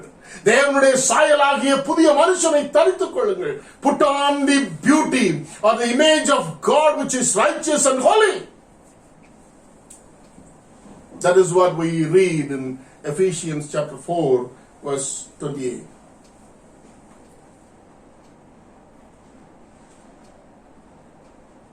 நீதிமான்களாய் நம்முடைய ஓட்டத்தை முடிப்பதற்கு ஆண்டவர் அழைக்கிறார். நன்றாய் கவனியுங்கள். ஆண்டவருடைய நீதித்துவத்தை குறித்து நாம் சொல்ல முடியாது. சரி, நம்முடைய நீதி எப்படி இருக்கிறது? இன்னைக்கு நிறைய பேரு நம்மளெல்லாம் ரொம்ப நல்லவங்கன்னு நினைச்சிட்டு இருக்கிறோம். உண்மையா என்னன்னு சொல்லி பார்த்துக்கணும். ஏற்கனவே கடந்த நாட்களின் செய்தியில சொல்லி இருக்கிறேன். நமக்கு முதல் எதிரி யார் என்றால் நாம் தான். In the previous sermon on the YouTube which I have given, I have already told that the first enemy for ourselves is we ourselves. நாம் நமக்கே முதல் enemy. இதை நிறைய பேர் யாரும் ஏத்துக்கிறதே இல்லை. Nobody will accept that we ourselves are the enemy for ourselves. We are the first enemy for ourselves. In reality, the other side, what we do is, if we ask somebody who is a good person in the world, you will tell it is me. உலகத்துல யார்கிட்ட கேட்டாலும் சரி, உலகத்துல ஒரு நல்லவனை சொல்லுங்க ஐயா அப்படின்னா முதல்ல ஒருவேளை வெளியில சொல்லாட்டிலும் வரலாற்றுல இருக்க ஒரு சில நல்லவங்களை சொன்னாலும் மனசுக்குள்ள என்ன நினைப்பேன் தெரியுமா? என்னோடையா நல்லவனை உலகத்துல கண்டுபிடிக்க போறேன், என்னை விடையா நல்லவனை உலகத்தை கண்டுபிடிக்க போறேன்னு சொல்லிட்டு மனசுல நினைச்சிட்டு அப்புறம் வெளியில சொல்லும் போது சொல்லுவோம் அவர் நல்லவர், இவர் நல்லவர் அப்படின்னு சொல்லிட்டு வரலாற்றுல இருக்கக்கூடிய நிறைய நல்லவர்களை நாம் என்ன செய்கிறோம், அநேக வழிகளிலே காண்பித்து கொண்டிருக்கிறதை பார்க்கிறோம். ஆகவே நாம நமக்குள்ளாக நல்லவர்களாகவே தீர்மானித்துறோம். A word called self-righteousness. We think we are righteous ourselves. நமக்குள்ளாக நம்முடைய சுயத்திலே சுய நீதி உடையவர்களாக இருக்கும்.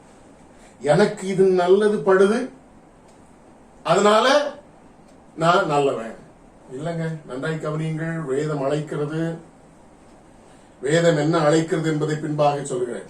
இல்ல, நாம நமக்கு நல்லவர்களா இருக்கிறோம். நீங்க வீடுகளை சென்று வாசி பாருங்கள்.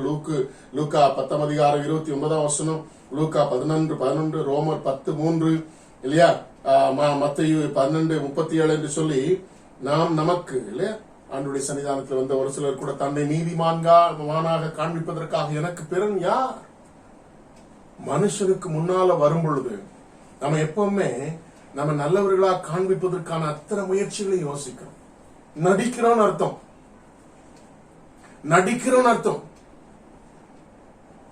நல்லவர்களா நடித்துக் கொண்டிருக்கிறோம். ஆனால் நமக்குள்ளாக எப்பொழுதுமே எனக்கு சரி எதுன்னு போடுதோ அதை மாத்திரம் செய்வேன். வேதம் எப்படி அழைக்கிறது தெரியுமா? தேவனுக்கு முன்பாக லூக்கா 1 அதிகாரம் 10 வாசிக்க கேட்டோம்னா, அவர்கள் இருவரும் தேவனுக்கு முன்பாக பரிசுத்தமானவர்கள், நீதிமான்களாய் இருந்தார்கள். ஆக நாம தேவனுக்கு முன்பாக லூக்கா 1 அதிகாரம் 6 யோபு 9 அதிகாரம் 2 வாசிக்கிறோம். அவர்கள் தேவனுக்கு முன்பாக நீதிமான்களாய் இருக்கிறோம். அப்போ நம்முடைய நீதி அல்ல, எனக்கு தெரிந்த வழி அல்ல. இன்னும் வாசிக்கிறோம் வேதாகமத்திலே மனுஷனுக்குன்னு ஒரு நீதி இருக்குதான், மனுஷனுக்கு ஒரு நீதி இருக்குதான். அவன் நல்லதா எதை பார்க்கறனோ அதெல்லாம் நல்லது.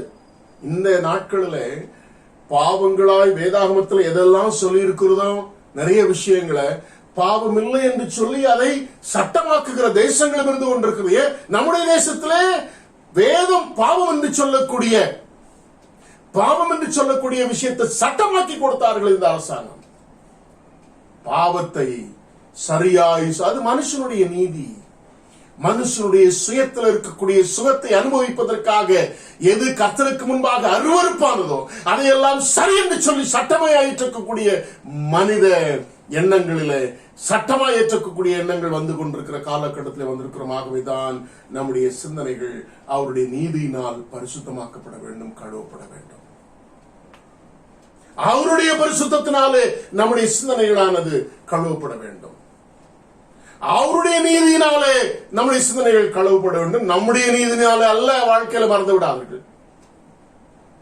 நம்முடைய நீதியினால் அல்ல. எனக்கு எது சரின்னு படுவதில்லை. வேதத்திலே தேவனுக்கு எது சரின்னு படுதோ அதை செய்வதற்கு நம்மை ஒப்புக் கொடுக்க வேண்டும். ஆராதனைகளில் அமர்ந்திருக்கும் பொழுது அதை செய்வதற்கு என்னுடைய சிந்தையை பரிசுத்தப்படுத்த வேண்டும். அவருடைய சன்னிதானத்தில் அவருடைய ஆராதனைகளை மறந்து விடாதீர்கள். We have to commit ourselves whenever we come in the presence of God to purify or sanctify our imagination by His righteousness, not by our own self-righteousness. நம்முடைய நீதினால அல்ல, தெய்வத்தினுடைய நீதி. மனுஷனுடைய நீதினால அல்ல, தெய்வத்தினுடைய நீதினால நம்முடைய இமேஜினேஷனை பரிசுத்தப்படுத்த வேண்டும். வாழ்க்கையில் நமக்கென்று ஒரு நீதியை வைத்துக் கொண்டிருக்கிறோம்ல, மனுஷனுக்கென்று ஒரு நன்மையான காரியங்களை வைத்துக் கொண்டிருக்கிறோம்ல, நல்லதுன்னு படுற காரியமா, மனுஷனுடைய பார்வைக்கு நலமாய் படுகிறவைகள். நீங்க நிறைய பேர் என்ன யோசிக்கிறோம்? சபைகளுடைய கொள்கைகள், ரிச்சுவல்ஸ், சடங்காச்சாரங்கள் என்னை நீதிமானாக மாற்றிவிடும் நினைக்கிறோம். ஒரு நாளும் சடங்காச்சாரங்கள் நீதிமான அப்படி இருந்தது. ஆண்டவருடைய காலத்துல வேதவாரிகள் பரிசுகள் அப்படிதான் இருந்தார்கள். நான் இதெல்லாம் சிந்திச்சா நான் நீதிமான் நினைச்சான் சொன்னா நீதிமான ஒரு நாள் ஆக முடியாது. அதையும் செய்யணும், செய்ய வேண்டிய காரியங்களையும் செய்யணும். அருமையாய் அந்த வசனங்களை நீங்கள் வாசிக்கும் பொழுது நீங்கள் புரிந்து கொள்வீர்கள். வெறும் மத்தேயு 23 அதிகாரம் 23 வசனத்திலே, மாயக்காராய் வேதபாரகரே பரிசுரை உங்களுக்கு ஐயோ, நீங்கள் ஒருவராய் ஒற்றலும் வெந்தயம் சீரகத்திலும் தசம்பாகம் செலுத்தி நியாயப்பிரமாணத்தில் கற்பித்திருக்கிற விசேஷத்திலாய் நீதியையும் இரக்கத்தையும் விசுவாசித்து விட்டு விடுகிறீர்கள். இவைகளையும் செய்ய வேண்டும், அவைகளையும் விடாதிருக்க வேண்டும். நீதியையும் இரக்கத்தையும் நியாயத்தையும் செய்ய வேண்டும் என்று சொல்லுகிறார். ஏதோ சில ரிச்சுவல்ஸ் பண்ணிட்டா நல்லா நீதிமானா மாறிடும் நினைக்கிறோம். இல்லவே இல்லை. எதுவும் நம்மை நீதிமானாக்காது. வாழ்வில் மறந்து விடாது. அதுதான் அருமையாய் ஏசாயாவிலே 64 அதிகாரம் 6 வசனத்துல நம்முடைய நீதிகள் எல்லாம் அழுக்கான கந்தையாக இருக்கிறது என்று சொல்லி வாசிக்கிறோம். Our righteousness are as filthy rags.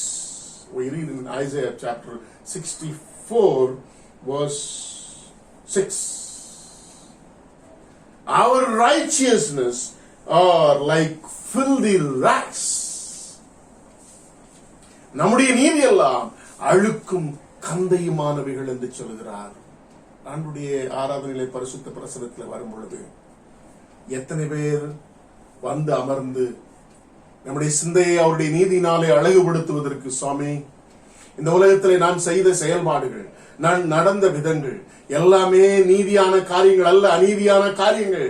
ஏனென்றால் என்னுடைய சிந்தையானது உம்முடைய அழகல்ல, என்னுடைய அழகினாலே, என்னுடைய சுய நீதியினாலே அழகுபடுத்தப்பட்டிருக்கிறபடியால் அது அழுக்கும் கந்தையுமாய் காணப்படுகிறது. உம்முடைய நீதினாலே அதை பரிசுத்தப்படுத்தும், உம்முடைய நீதினாலே அதை கழுவும் என்று சொல்லி ஆண்டுடைய சன்னிதானத்திலே நம்முடைய சிந்தைகளை ஒப்புக் கொடுக்க வேண்டும். பிரியமானவர்களே,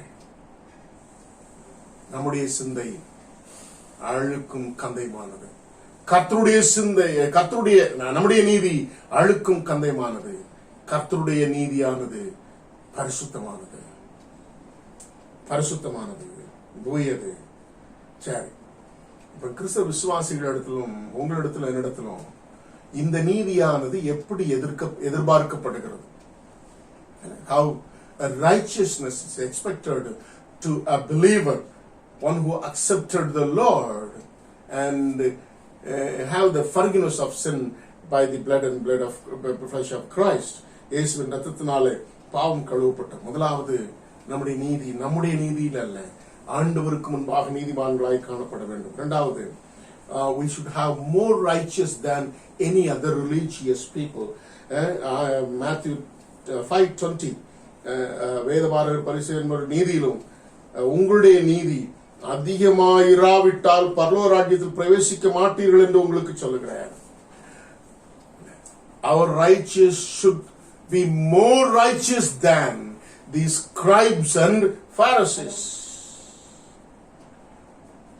Then only we can enter into the kingdom of God by standing at the right side of God before His throne. The ultimate goal of life, the ultimate end of our life is going to be, we are going to stand at the right hand of the Lord before the throne of God. Before we enter into the kingdom of God or the other place called hell. பரலோகத்தில் பிரவேசிப்பதற்கு நீங்களும் நானும் அவருடைய வலது பார்சத்தில் நிற்க வேண்டுமே. நன்றாய் கவனிங்கள். நம்முடைய நீதி மாத்திரம் நம்மை அவருடைய வலது பார்சத்திலே கொண்டு செல்லும். நம்முடைய அநீதிகள் எல்லாம் நம்முடைய இடது பக்கத்திலே கொண்டு செல்லும். வாழ்க்கையில் மறந்து விடாதீர்கள். ஆகவே நம்முடைய ஓட்டத்தை நீதிமான்களாய் ஓடும்படியாக அழைக்கப்பட்டிருக்கிறோம்.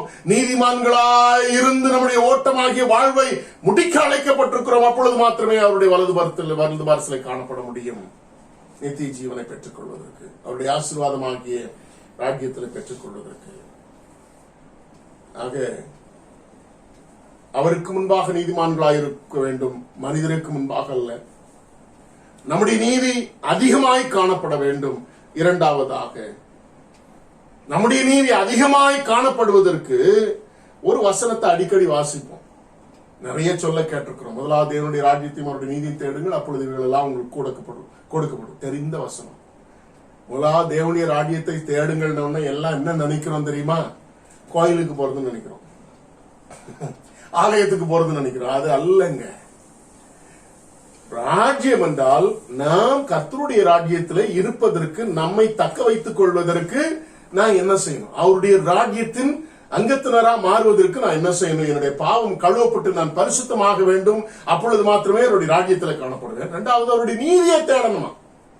அப்படின்னா என்ன செய்யணும்? ராஜ்யத்தின் பிள்ளைகளாய் வாழ வேண்டும் என்றால் நாம் நீதிமான்களா இருக்கணும். அப்படி நீதிமான்களா இருக்கும் பொழுது மாத்திரம் இவைகள் எல்லாம் உங்களுக்கு கொடுக்கப்படும். அதனால மறந்துடாதீங்க.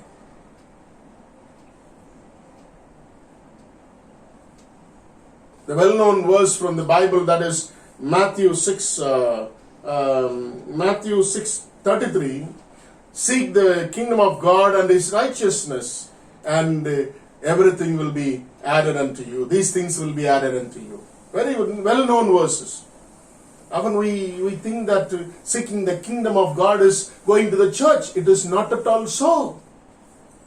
Whether you go to the church or be in house, you have to be found in the kingdom of God. That is seeking the kingdom of God. It doesn't mean that you don't go to church. You go to church to seek the kingdom of God. அவருடைய ராஜ்யத்தை தேடுறதுக்கு தான் ஆலயத்துக்கு போறோம்.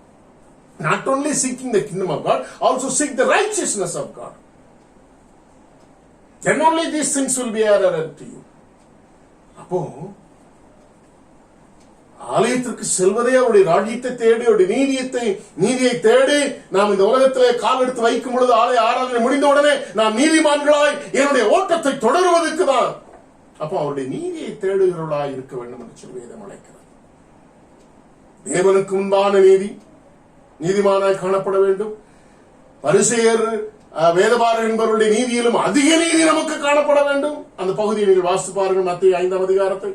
மாத்திரமல்ல, அதை வாழ்க்கையில தேடி இந்த உலகத்தின் ஆசீர்வாதங்களை, பரத்தின் ஆசீர்வாதங்களை பெற்றுக்கொள்ள முடியும். ஓகே, எப்படி நாம் நீதிமான்களாய் மாறுவது?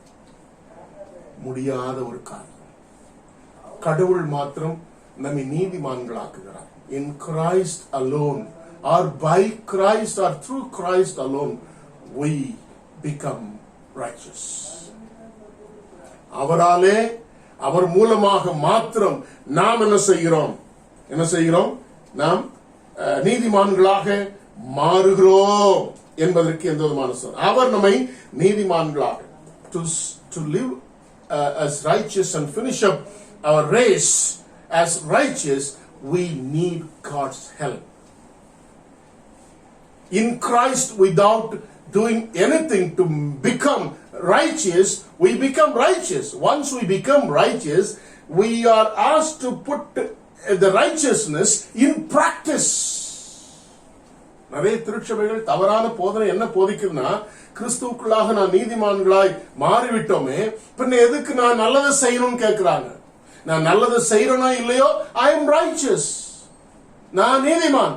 அப்படி அல்ல வசனம் சொல்லுகிறது. அப்ப வேதாகமத்தில் இருக்கிற மற்ற வசனங்களை மறந்து விடலாமா?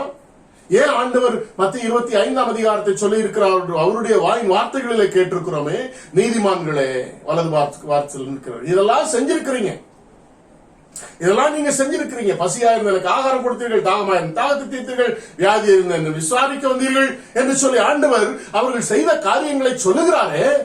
ஏன் செய்யாமலே நான் நீதிமான்? அப்படி அல்ல.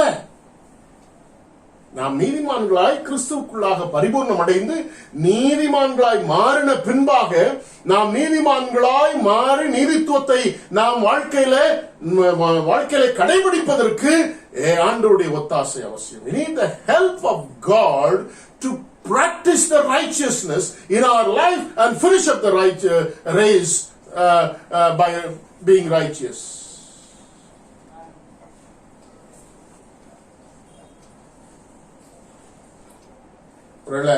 நிறைய விஷயங்களை நான் கொடுத்திருக்கிறேன், நான் டிஸ்கிரிப்ஷன்ல கொடுத்திருக்கிறேன். What we have to do to become righteous. நான் நீதிமானா வாழ்றதுக்கு நான் என்னெல்லாம் செய்யணும்?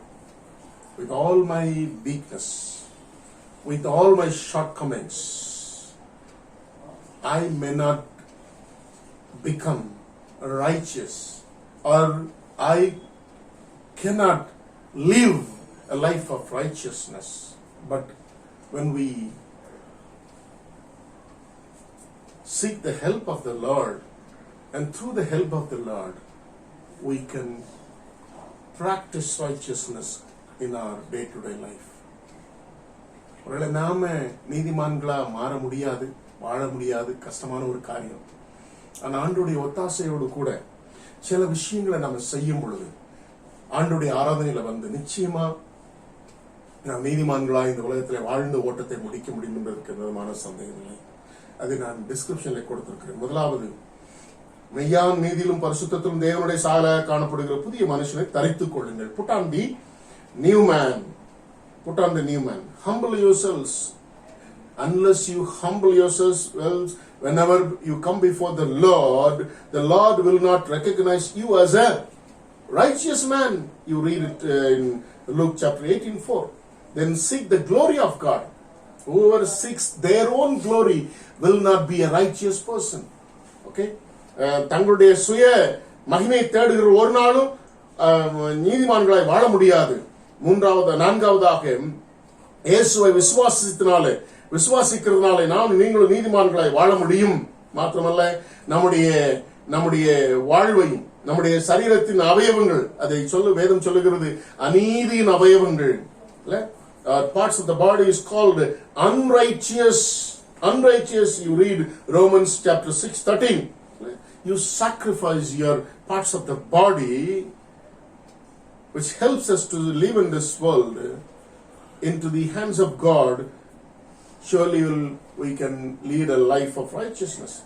The fourth one. The fifth one is, you become the slave.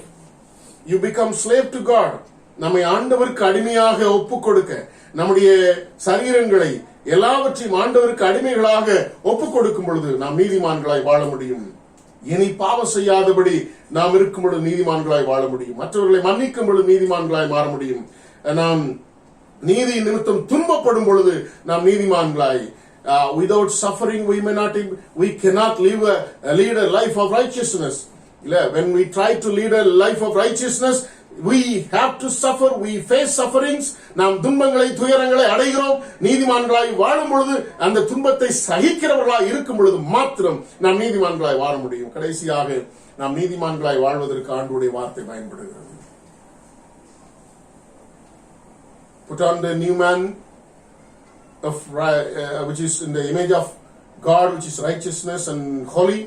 Humble yourself, seek the glory of God, have faith in Jesus Christ, sacrifice your parts of your body unto Him, and come to the slavery of Christ, sin no more, forgive others so that you may be called a righteous person.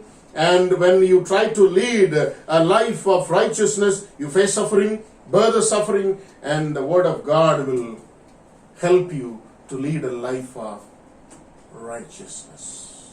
To lead a life of righteousness. When we lead a life of righteousness, the results I have given only few results. You can go through it.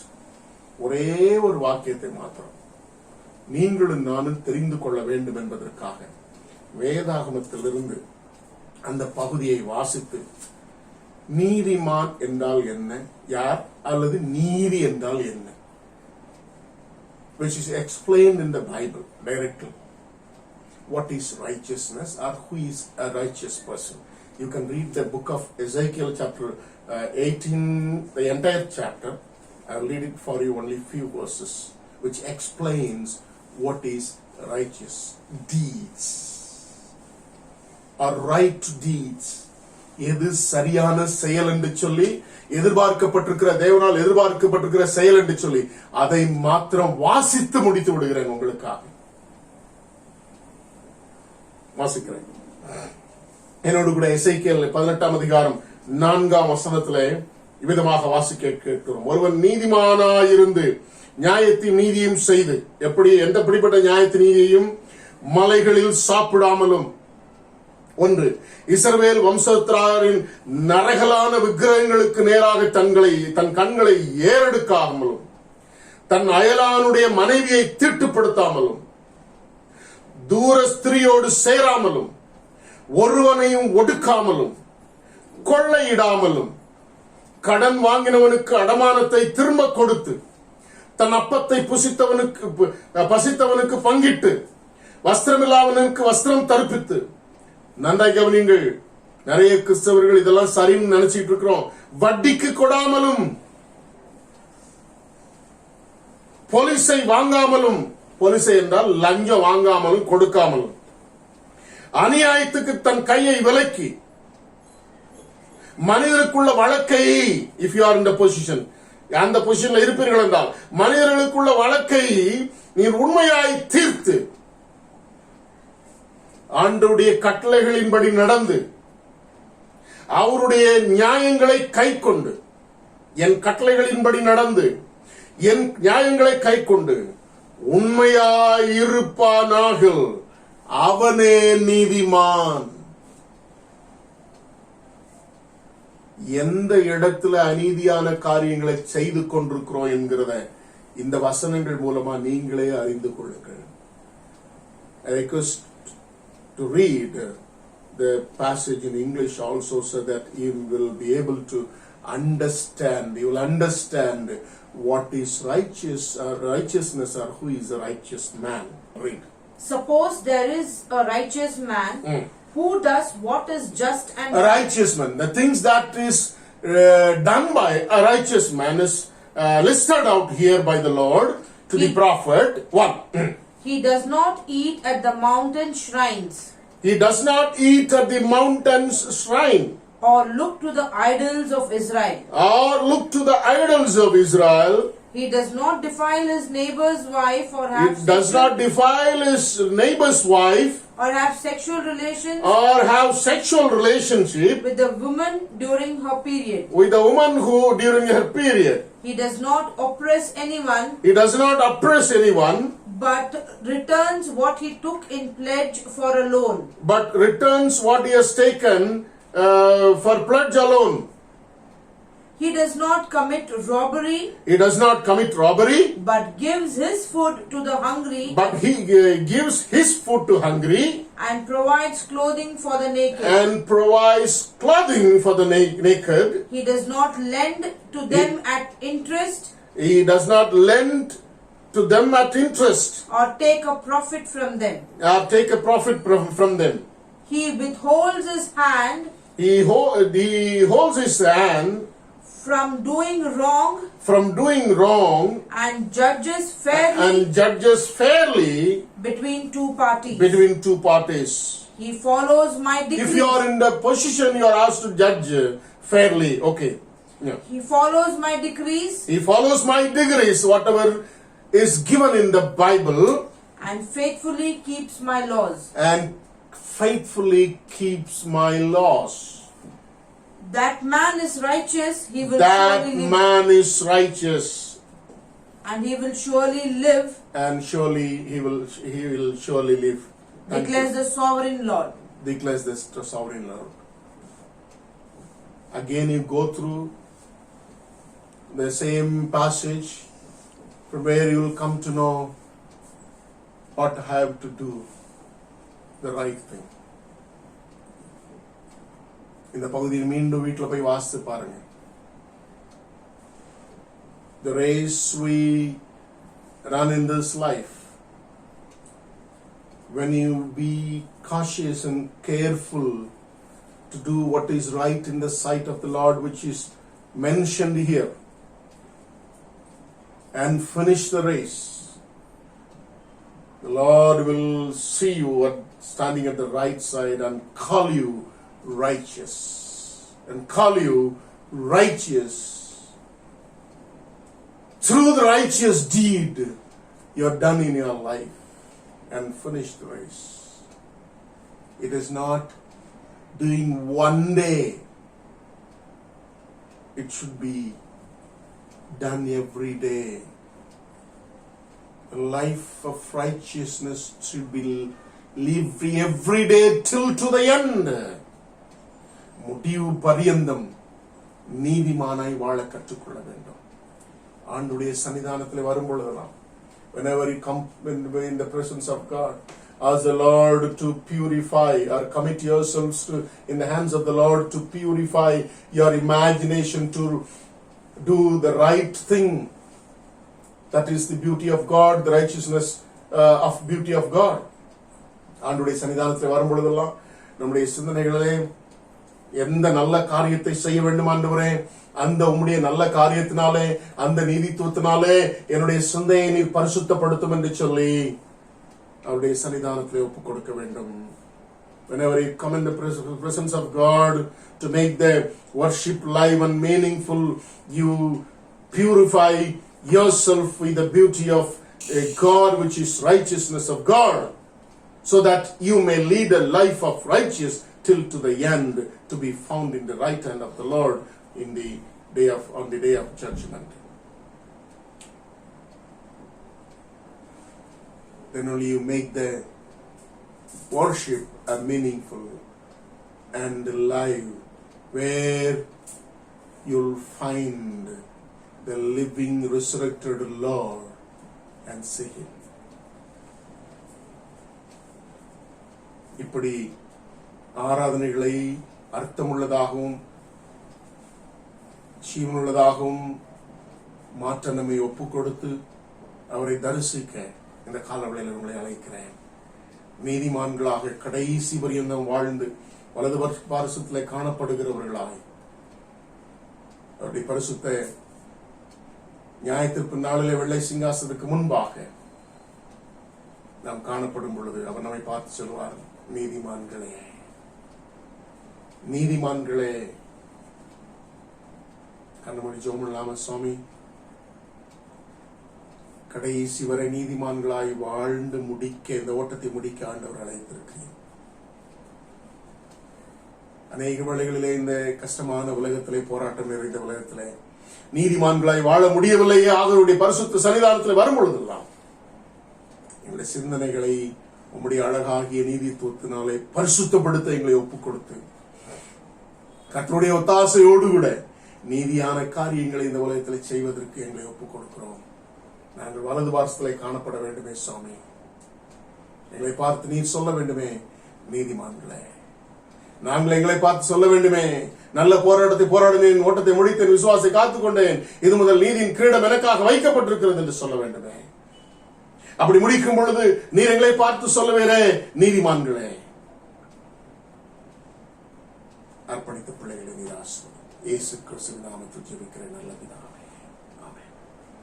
நாம் யாவரும் எழுது நின்று நம்முடைய ஆராதனையின் முடிவுக்கென்று கீர்த்தனைகளிலே 187 கீர்த்தனை பாடுவோம். 187 கீர்த்தனை தந்தேன் என்னை இயேசுவே, இந்த நேரமே உமக்கு என்கிறதான பாடலை நாம் பாடுவோம். கீர்த்தனை 187.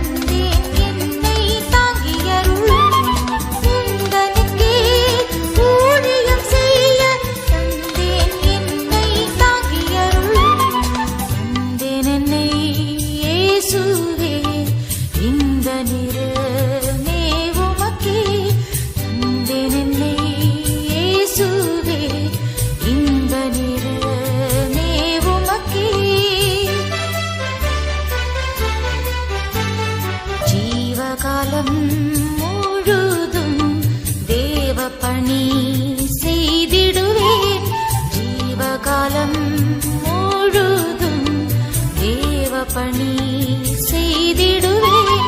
பூவில் கடும் போர் புரிகையில் காவும் உந்தன் கரந்தனில் வைத்து, பூவில் கடும் போர் புரிகையில் காவும் உந்தன் கரந்தனில் வைத்து, தந்தேன் என்னை இயேசுவே இந்த நேரமே உமக்கே.